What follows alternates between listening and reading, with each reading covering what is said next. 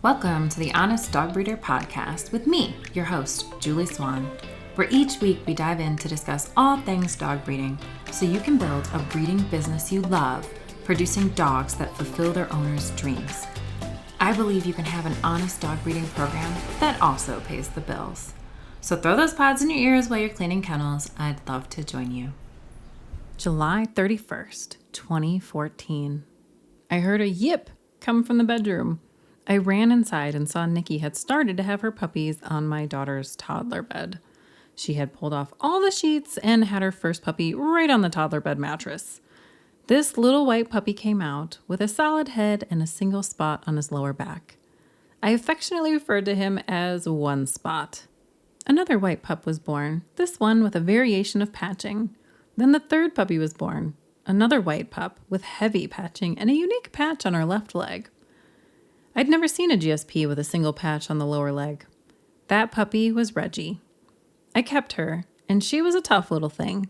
She ran into my ex-husband's bird hunting vest after he'd gone out with Buster, Reggie's dad, and pulled out a dove. She was only 5 weeks old, and there she was on the porch, bird in her mouth, enjoying herself, when 3 adult bird dogs came over and wanted to take it from her. She got on her 4 little legs and intently growled at them. To my surprise, the big dogs backed off and Reggie went back to enjoying her dove. At that moment, I thought, I have to keep this dog for the breeding program. I did, and our best bird dogs came out of my Reggie. Reggie just turned 10, and that marks a decade since my first litter, a decade since officially becoming a breeder. I do believe you're a breeder before you actually whelp a litter, but most of you are smarter than me and did a whole lot more planning than I did. So I really had only been in the world of breeding about 3 months when I had my first litter, especially since I got all my dogs after they were a year old. I don't recommend that, but that's my story. I wanted to share my 10-year anniversary with you. It's exciting, and I never knew it would take me where I am today, where I'm so lucky to work with you, an amazing dog breeder amongst a community of amazing dog breeders, someone who has grit, passion, and a lot of heart. Dog breeding isn't easy, but it is rewarding. Thanks for being with me on the journey. Have you ever wanted to ask me a quick question? You can. If you go to my website on any podcast episode, you'll see a sidebar, or at the bottom of the post if you're on mobile, and you can ask me a question there. I use these questions on the podcast, like today's Q&A episode, where we'll discuss 4 questions on dog breeding. When should you form an LLC? From Sean. How many females you should have? From Lisa. How do you start breeding? From Giovanna. And I got a male. Can I still run a breeding program? From Charles. So let's dive in. When should you form your dog breeding business as an LLC? It's a good question Sean had. If you search online, you'll probably be told to form your LLC right away, that you want to kick it off correctly and keep business expenses and liability organized and working for you. While this is true, it would be ideal. It can also be a lot of paperwork for something you aren't sure you'll enjoy or want to continue doing. For this reason, I think it's okay to run your business as a sole proprietor. Sorry, my international friends, this is primarily talk for Americans, for the first few letters. If you aren't familiar with a sole proprietorship business model, it's essentially a business that you don't need to form. You have a name, but as far as the IRS is concerned, you are operating as you, a single person. This means instead of getting an EIN or employee identification number from the IRS, you'll instead use your social security number as the business's number. In essence, the business is kind of an alias for you. You'll list all your business income and expenses, profit and loss paperwork on taxes on a Schedule C of the standard 1040 tax form. The benefit to this is that you don't need to set anything up. The negative is that you will pay more in taxes. However, you'll probably not have a lot in taxes the first year or so anyway. You'll be recouping your investments on supplies and breeding dogs amongst other things. So your profit will be low, and it shouldn't add a lot to your tax expenses. The biggest negative of not being an LLC is that you don't have the liability protection. I will say, with a few bits of good planning, mainly good financial practices with buyer deposits, and making sure your buyers aren't getting injured by your dogs or on your property, you'll be in good shape with liability. So is it important? Absolutely. Do most people form a business before their first litter? No. So when is a good time if you haven't yet? I would probably make the decision once I've bred about 4 litters or you've been breeding 1 to 2 years. This is long enough time to know if you like it. so you aren't spending more money than is necessary. But at the same time, it's not so much time that you're greatly risking your liability and asset protection. If you've been breeding a while and you still aren't an LLC, that's okay. I would look into it with your state. Most states are fairly reasonable with their LLC policies. To be correct in terminology, it's usually said that you organize an LLC. It stands for Limited Liability Company, not Limited Liability Corporation, although a lot of people say that.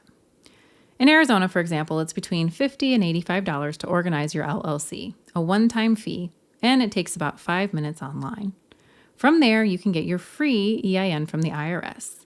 Please, please, please do not pay for an EIN. It's free, online, and takes 5 minutes.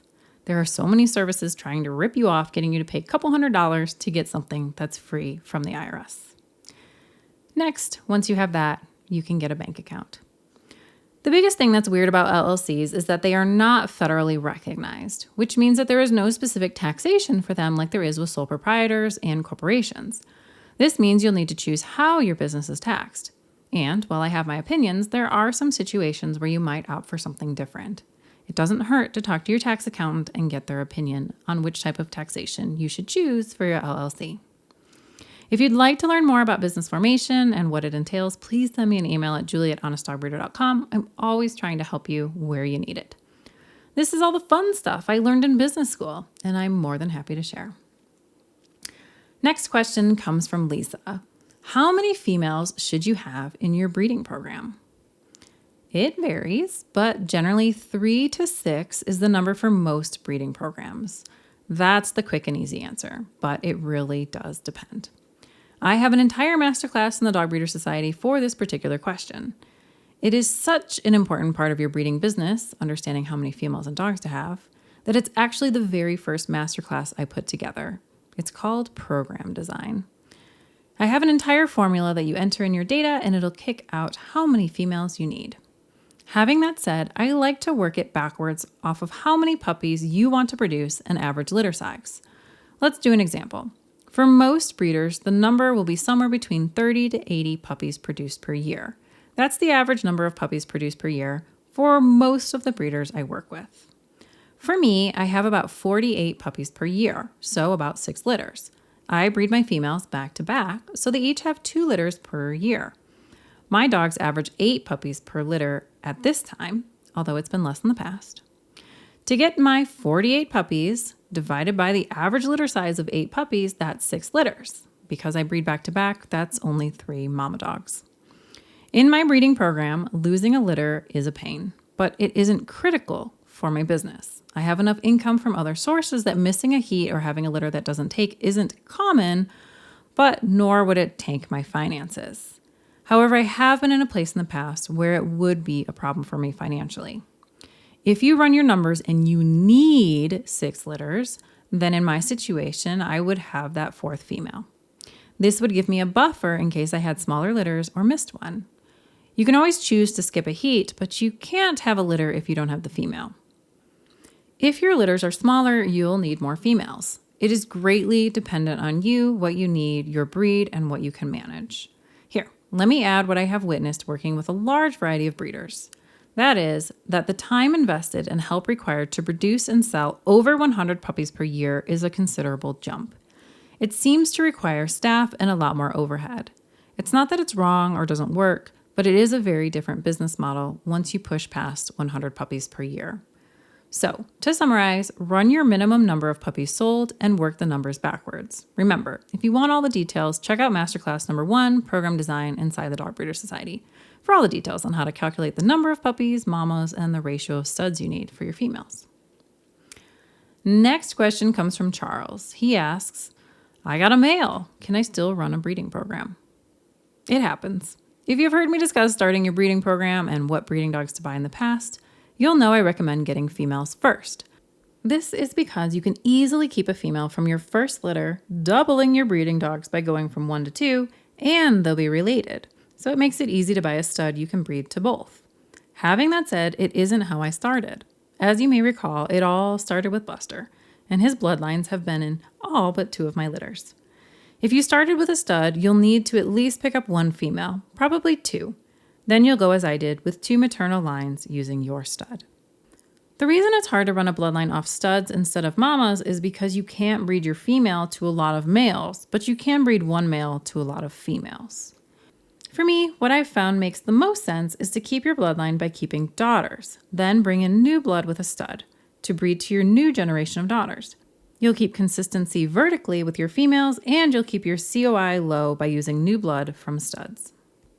The next question comes from Giovanna. She asks, how do you start dog breeding? Great question. Starting dog breeding is not particularly difficult, but there is a lot of weight to the decisions. In essence, you just need to buy a female and a male, ideally unrelated, and breed them. However, the quality of those breeding dogs will set the stage for your bloodline. Therefore, it's very important they are quality. The single most important thing you can do when you start is to buy quality dogs that complement each other.